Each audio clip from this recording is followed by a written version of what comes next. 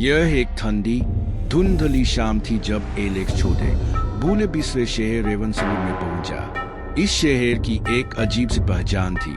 लोग यहाँ से अचानक गायब हो जाते थे और रहस्यमय आवाजें गलियों में गूंजती थी। एलेक्स, जो एक फ्रीलांस पत्रकार था, इन कहानियों की सच्चाई जानना चाहता था।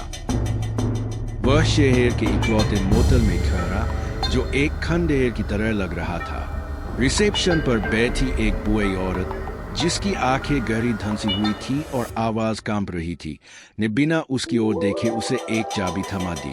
कमरा नंबर 13, उसने बुदबुदाया। खिड़की मत खोलना, चाहे जो भी सुनो। एलेक्स हल्का मुस्कुराया।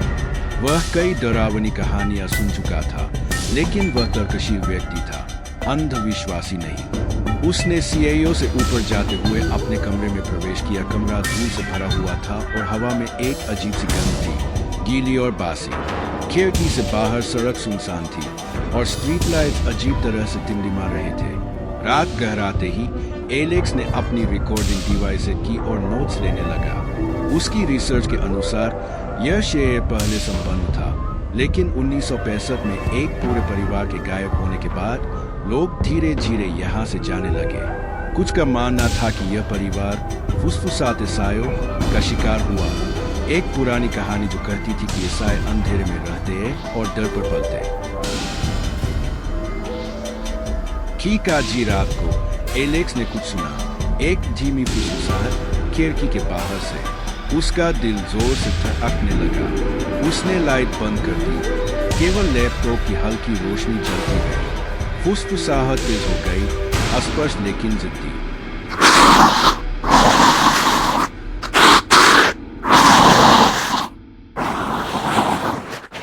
उसने हिम्मत करके खिड़की की ओर देखा।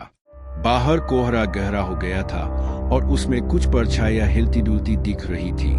वह अपने फोन से रिकॉर्ड करने लगा, लेकिन जैसे ही उसने कैमरा उठाया, आवाजें बदल गई। अब वे सिर्फ फुसफुसाहट नहीं थी, बल्कि किसी की चीखें, किसी की हंसी, किसी की कराहटें थी।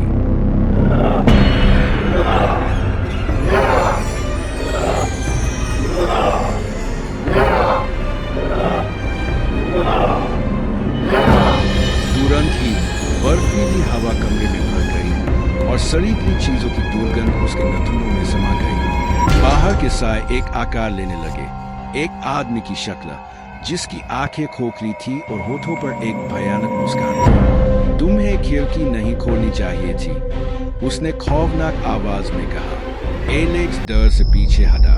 उसे कोई तर्क या कारण नहीं समझ आया। परछाई अयपट कर खिड़की के अंदर आ गई और उसके पीछे काले धुएं जैसे साए भी अंदर भरने लगे। वह दरवाजे की तरफ भागा, लेकिन दरवाजा अपने आप बंद हो गया। चारों ओर फुसफुसाहट थी, उसके दिमाग में गूंज रही थी। उसे अजीब अजीब दृश्य दिखने लगे। वही गायब हुआ परिवार, उनके चेहरे भय से विकृत, उनकी आंखें अंधेरे में गुम होती हुई। उसने शीशे में देखा।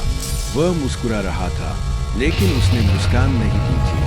वह अब बर्दाश्त नहीं कर सकता था। उसने बैग उठाया, दरवाजा खोला और बाहर भागा। मगर मोटल बदल चुका था। दीवारें सांस ले रही थी। फर्श अनंत लंबाई में फैलता जा रहा था। वह भागा।